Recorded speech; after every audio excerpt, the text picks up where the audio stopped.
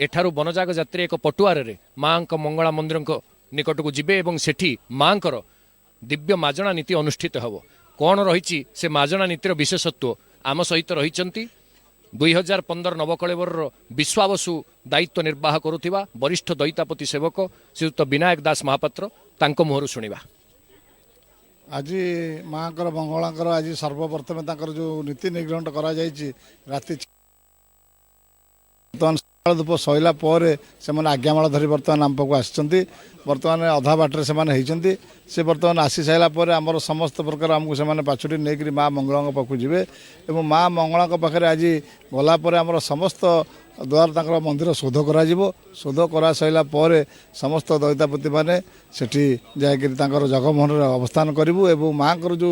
जिनस आम जगन्नाथ मंदिर जो कौन सब नहीं आसछन्ति सामग्री माँ पाट वस्त्र माँ चढ़ई नेता महाप्रसाद 108 गरार माँ गाधेबे आज माँ आज पाट वस्त्र परिधान करेंगे और चढ़ई नेता माँ को समर्पण हो सारापर समस्ते भक्ति भाव सहित माँ को पाखे शरणापन्न दैतापति मैंने आम हबू जे माँ शीघ्र केमती प्रभु को आमको दर्शन दियो आम प्रभु को लेकर श्रीक्षेत्र जीवु। आम सहित रही पति महापात्र जी विद्यापतिर भूमिका नौचंती श्रीजुक्त नरसिंह पति महापात्र कौन रही पति महापात्र भूमिका चक्रनारायण किभली मंगला अंगस्पर्श लाभ करेंगे से संपर्क में मुहर शुणा। आज बर्तमान आम मंगला सेवायत मैंने बर्तमान आसुच्च बर्तमान अध रास्त अच्छा बर्तमान ये पहुँचला आम समस्त यू जीवु बर्तमान लेंका सेवक बर्तमान चक्रनारायण को जी प्रथम तो चक्रनारायण को आज मंगला पाखे स्पर्श कर रखापर मंगला को मार्जना भी मार्जना कलापर आम समस्त दैतापति मैंने शरणागत माँ को डाकू केमी आमको चंचल स्वप्नादेश दिंतु बर्तमान आम केमतीका भगवान को केमती पाइबार सक्षम हबू। माँ मंगला माला खसी पड़े निर्देश हुए जे दारू चिन्हटर जो निर्देश आसे 4टी माला स्वतः खसी आसे ये जो परंपराटी कौन कहे संपर्क में शुण से माँ संपूर्ण भाव से माँ आशीर्वाद सी कहीं गला 96 से अवस्था जो आम शरणागत माँ पाखे होचु से समय माँ धंडा छिंडी जाता और आम से प्रथम संकेत भी पाइलु तापर माँ स्वप्नदेश होता ये सब जिनस जो मैंने भक्ति भाव सहित जो मैंने रही था से को स्वप्नदेश हुए विशेषकर विश्वावसु विद्यापति की भी स्वप्नादेशर संकेत आसे ये समस्त जिनस को आम पाथेय कर समस्त दैतापति मैंने पुणी देवली मठर आसिक विचार विमर्श कर दारूर समस्त लक्षण देखिक आम प्रभु को संधान में आम बाहरी जाऊ। ये जो स्वप्नावती मंत्र पाठ तार कौन विधि रही किभली आपण ताकू निर्वाह करते आम प्रत्येक दिन आज स्वप्नादेश मंत्र पाठ करुचु बर्तमान पाठ करूँ से बाकी रहा माँ मंगला आदेश से मंगला माल छिड़ला आमको जहाँ आदेश हम से आदेश बर्तमान चलू। माँ मंगला दिव्य कृपा एवं आशीर्वाद वचन को पाथेय करी विद्यापति एवं विश्वावसुंकर स्वीकृति दारू चिन्हट हेबे एवं दारू उद्घोषण हेबे से पर्यंत समस्तंकर उत्कंठा समस्तंकर आवेग किभली माँ कृपा करिवे एवं कौन रहिबो तांकर आदेश ताकोई अपेक्षा कर रहिछंती।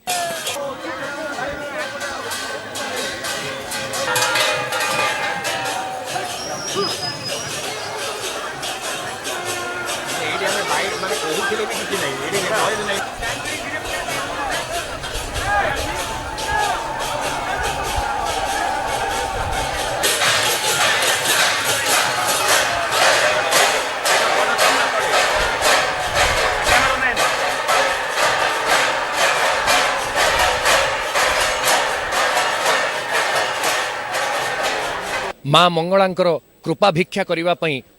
बनजाग यात्री जीवे मंगला मंदिर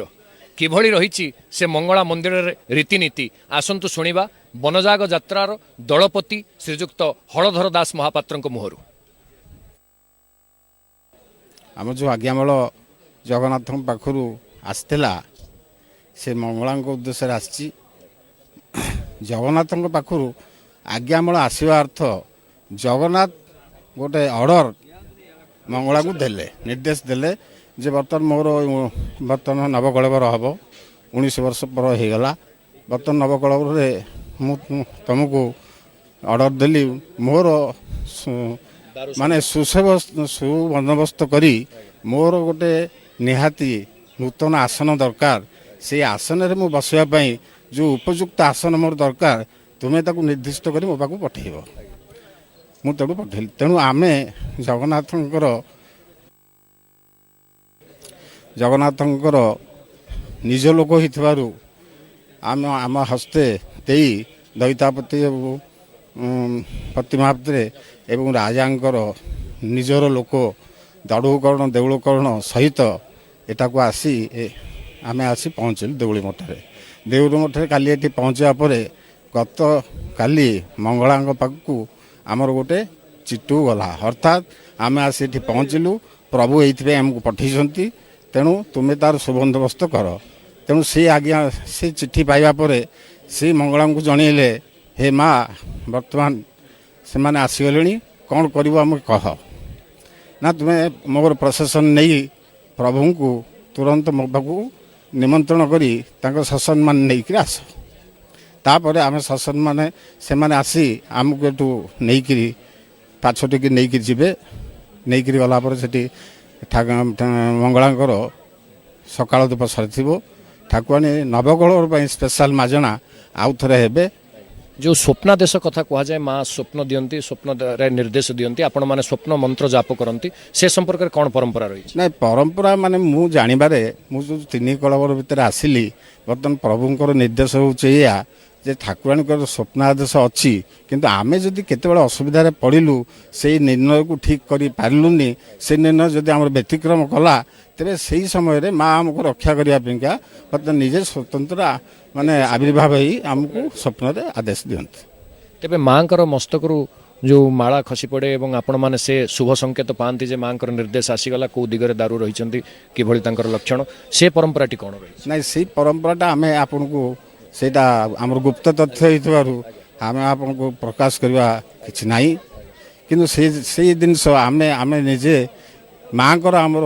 ଜାଣିପାରିବୁ। ଆମେ ସେଇ ନିର୍ଦ୍ଦେଶକୁ ଆଣି ଆମର ପୋଥି ଅଛି, ପୋଥି ସାଙ୍ଗରେ ଆଲୋଚନା କରିବୁ। ଆମେ ତାପରେ କମ୍ପାସ ଆଣିଛୁ, ଆମେ ପୁରା ଦିଗ ନିର୍ଣ୍ଣୟ କରିବୁ, ଆମେ ସେଇ ଦିଗରେ ଗତି କରିବୁ।